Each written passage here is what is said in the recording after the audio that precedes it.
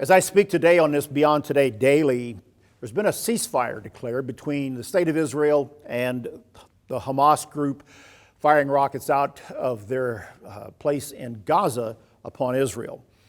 This whole 2-week period and the most recent flare-up between Hamas and Israel and the rockets and the fighting that has been taking place has once again brought to the fore the Middle East, Israel, the Palestinian problem, and really the question of why does all of this matter? To me, it gets rather personal because in this most recent flare-up, there have been 2 places mentioned in Jerusalem that I have personal acquaintance with from a time when I actually spent a summer in Israel working at an archaeological dig on the Temple Mount. The 2 places that have been at the center of the recent controversy are the Al-Aqsa Mosque and a place called the Sheikh Jarrah quarter of the old city of Jerusalem, where there has been a property dispute. And these were triggers for the most recent problems.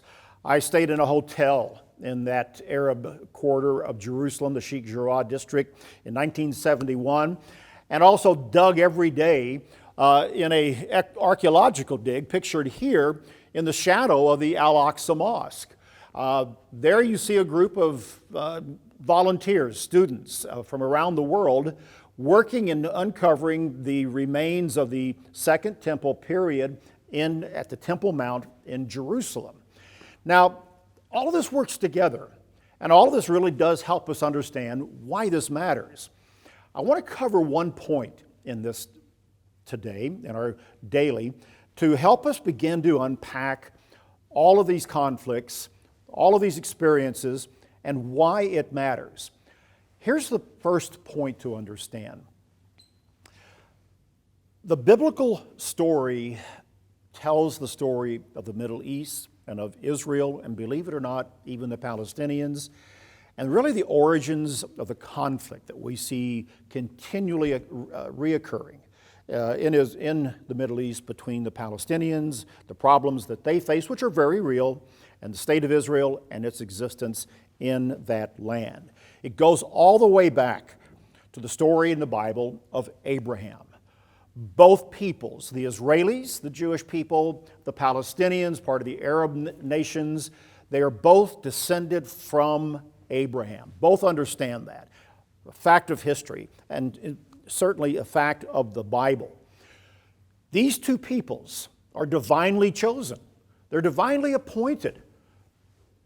Israel, the Jewish people, part of one of the tribes of Israel. The Palestinians, part of the Arab peoples.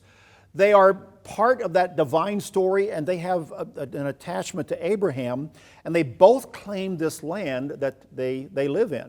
When you look at that picture that I was showing you earlier of the archaeological dig in Jerusalem there, what you see here are some interesting features that are part of the story of Jerusalem.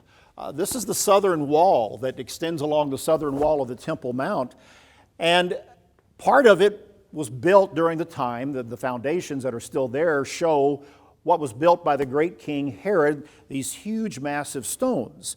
The summer that I spent there, one of the stories that came out was the fact that what we in this group of students were actually uncovering that was the most important find archaeologically, historically, was those Herodian stones, proof of the temple, proof of that Temple Mount and all that stood there, and proof then that the Jews were in the land 2,000 years ago and had a title to the land.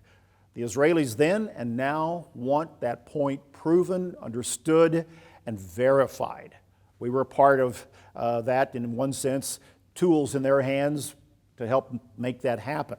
It goes back to this biblical story that the Middle East is part of the biblical story. Israel and the Jews are as well.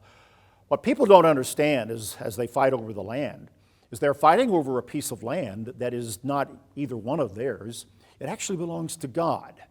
When you go back in the story to Genesis chapter 17, and we can just look at verse 8, where we see that God gave to Abraham, remember, Abraham being the father of both the Israel, the Jews, and the Palestinians, the Arabs, God gave to Abraham that land. Look at what it says in verse 8 of Genesis 17.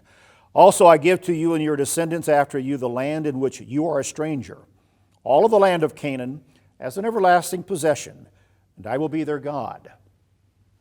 Here's the point. God gave the land because it's His land. Today, these peoples are squabbling over a piece of land that really belongs ultimately to neither one of them. It belongs to God. And that's a fundamental part of the story, and that needs to be understood. At the heart of this whole matter is an ancient feud that goes back 4,000 years in the sense of the entire story of Abraham and his family and what happened there. You can read about it in the Scripture. We've done articles and Beyond Today programs on that. And of course, in more recent times, the existence of the Jewish state since 1948 has been a thorn in the side of all the Arab states in the entire region. But it's all part of a larger biblical story. And really, if you're going to understand why the Middle East matters, you've got to understand this critically important truth from the Bible. The present religious and political turmoil that we see in the Middle East is at its heart a family feud between two descendants of Abraham. Frankly, it's going to take the return of another descendant of Abraham, Jesus of Nazareth, coming as Jesus the Christ, the Messiah, to rule over the nations. It will take His coming to finally unravel all of the problems that all of the treaties and all of the peace processes have not been able to secure, and that is a lasting peace in the land. And so the fact that this is a part of the story of the biblical story, the entire Middle Eastern problems, and especially centered as it is with the Israelis and the Palestinians, that's an important reason to understand that it matters. It matters because it's part of the greater biblical story. I want to come back and do another daily on this topic and show you from prophecy why this story in the Middle East matters to biblical prophecy in the next BT Daily. Join us then. That's BT Daily. Join us next time.